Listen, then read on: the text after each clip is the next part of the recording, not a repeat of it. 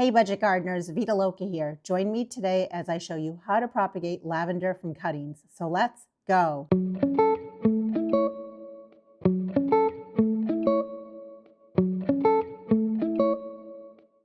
Lavender is considered hardy in USDA zones 5 through 9, although there are some varieties that are hardy in colder zones, so it's important to do your research and know what kind of lavender grows best in your climate. There are a lot of different ways you can propagate lavender. One way that I've tried before and I've had a lot of success with is propagating it from seed. I have many videos on my channel that show you my process for propagating lavender from seed. I'll put links to those videos down in the description below. Be sure to check them out after this video. In this video, I'm going to demonstrate how I take my lavender cuttings and prepare them for rooting. I'm also going to give you an update on a lavender cutting that I took a few weeks ago. Although you can take your cuttings any time of the year, there are two optimal periods of time to take your lavender cuttings. When it comes to softwood cuttings, you want to take those during the late spring or early summer months. And if you want to take semi-hardwood or hardwood cuttings, you want to be taking those during the late summer or early fall months. And I recommend if you are going to be taking those cuttings later in the season, it's probably a good idea to be overwintering those cuttings. Me, I'm doing this process during the mid-winter months. And the reason is I have some lavender plants that I'm overwintering in my unheated garage. They are currently dormant, and I figured it's a great time for me to be taking cuttings, getting them to root, with the intent that I can then have a nice established plant that I can put in my landscape during the late spring months. Regardless of the time of year that you're taking your cuttings, in terms of the time of day, it's optimal to be taking those cuttings during the early morning hours. That's when the plant is the most hydrated. It prevents the stem from drying out during that critical period when the plant is trying to create roots. You can use any pot, just make sure that it has drainage holes in the bottom of it. You can use any potting media, just make sure that it's well draining. Pre-moisten it, just make sure that it's not sopping wet. In other words, when you squeeze it, water should not be dripping out from it. Fill your container while pressing down on the potting mix. You want to make sure that you're eliminating any air pockets, but you also don't want to push down so hard that you're compacting the potting mix. Poke a hole or holes where the cuttings are going to get placed. You can use something like a pen or a pencil. The reason for doing this is to avoid wiping off any of the rooting hormone that's on the end of your cutting.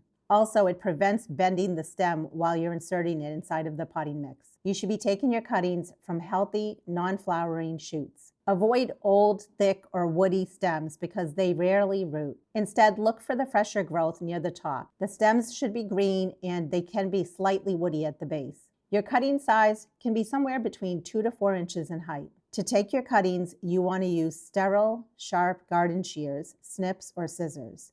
Make your cut just below a leaf node. This may also be a bump where some leaves are going to emerge. Remove all the leaves from the bottom half or the bottom 1 to 2 inches of the stem. Gently peel them off to avoid tearing the main stem. This prevents leaves from rotting beneath soil level. At a minimum, you want to have 2 leaf nodes beneath soil level and 2 to 3 leaf nodes above soil level. The purpose for the leaves above soil level is photosynthesis. You need those leaves to help create roots. However, you don't want to leave too much foliage above soil level either, because if you do that, you can actually end up losing too much moisture and causing your cutting to wilt. It's totally optional, but I like to use this insecticidal soap because I'm going to be keeping my cuttings indoors and I don't want to be introducing any sort of insect pressure. I like to cover the foliage completely, all the top as well as all the bottom of the leaves. A rooting hormone is also optional, but highly recommended. This is what I've been using for a number of years to take lots of different cuttings, and it's worked well for me. Not only does rooting hormone speed up the process, it also increases your success rate when it comes to taking any sort of cuttings. It's a good idea to pour a small amount in a dish so that you don't contaminate the main container when you're dipping your cuttings in it. Dip the end that you stripped the leaves off of into the powder, roll it around, and then tap it off to get rid of any excess rooting hormone. After that, stick the cutting into the hole that you created and then press down on the potting mix at the base of the cutting. The use of a clear humidity dome or some sort of plastic wrap or bag is highly recommended. It basically creates a mini greenhouse trapping and retaining any moisture. And that's important. It prevents the stem from wilting while we wait for it to create roots. Now, lavender in particular doesn't like it extremely wet, extremely humid in general. The reason we're doing this is we're trying to help it create the roots. But you want to use your humidity dome with caution. So you can either use a humidity dome that already has vents or holes in the top of it, or you can simply lift off your humidity dome or plastic wrap every day for about 10 to 15 minutes. And by doing that, you're just allowing for air exchange, which is very important. If you notice excessive condensation or mold forming, it's very important that you increase ventilation immediately. When it comes to these cuttings, you want to have a soil temperature that ranges somewhere between 65 and 75 degrees Fahrenheit. My grow room is in that range, therefore I will not be using a seedling heat mat. If you are going to use a seedling heat mat, you want to be really careful with that. You don't want it to get too hot. You also don't want to dry out your soil. So if you're new to using a seedling heat mat or you're new to taking cuttings of lavender plants, I generally would advise against using one. And this is especially true if you're taking your cuttings in a nice warm space. You want to place your cuttings in bright indirect light. You want to avoid direct afternoon sun as those cuttings can cook while under the dome. With the cutting that I took, I just put it under my LED shop lights, which are on 16 hours a day, and I found that that was perfectly fine while I was waiting for my lavender cutting to root. I like to check on my cuttings every few days, and if I notice that the pot is feeling light or that the soil seems dry, I can go ahead and add a very small amount of water. I don't want the potting mix to be soggy, but I want it to be lightly moist. In fact, overwatering is the #1 reason why lavender cuttings fail. Expect to see roots somewhere between 3 to 6 weeks after you've taken your cuttings. And you can test it by simply just tugging on your cutting. If there is resistance, that means roots are forming. Now, I don't like to check on my cuttings too often. I won't even check on them until at least 3 weeks have passed.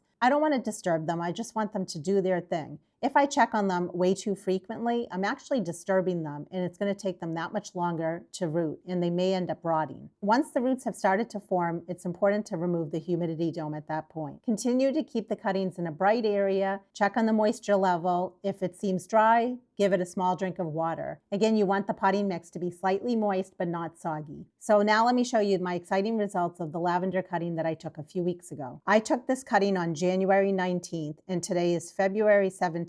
So 4 weeks have passed, and you can see how beautiful the roots are. I now have removed the humidity dome, and at this point I'm watering from above, but I'm making sure not to get water on the leaves. I don't want to cause any sort of disease issues. I just water at the base of my plant. And since roots have formed and I'm also seeing some top growth appearing, I can go ahead and start fertilizing this small rooted cutting. It doesn't need a lot of fertilizer. I can fertilize it about every 2 to 4 weeks, and I want to use a very diluted or weak strength of fertilizer, about 1/4 to 1/2 of what's directed on my fertilizer package. I pretty much have 2 fertilizers that I keep in my house. One is Miracle Grow and one is Espoma Grow. But you can really use whatever fertilizer you like, just use it at a diluted strength. When it comes to my cuttings, I plan to harden them off over a 7-day period, and I'll be doing this sometime during the mid to late spring months. I'm planning to wait about 8 to 12 weeks for my plants to have nice, vigorous growth above as well as down in the root system.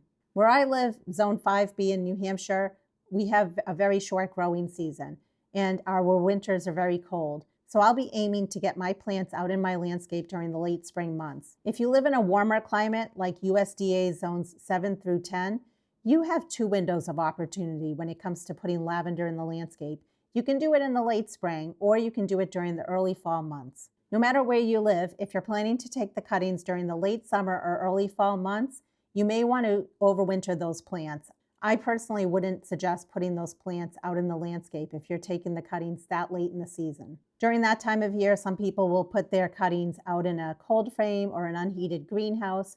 I suggest just experimenting and seeing what works best for you. Let me know in the comments if you've ever propagated lavender from cuttings, and if so, did you do something slightly different than what I showed today?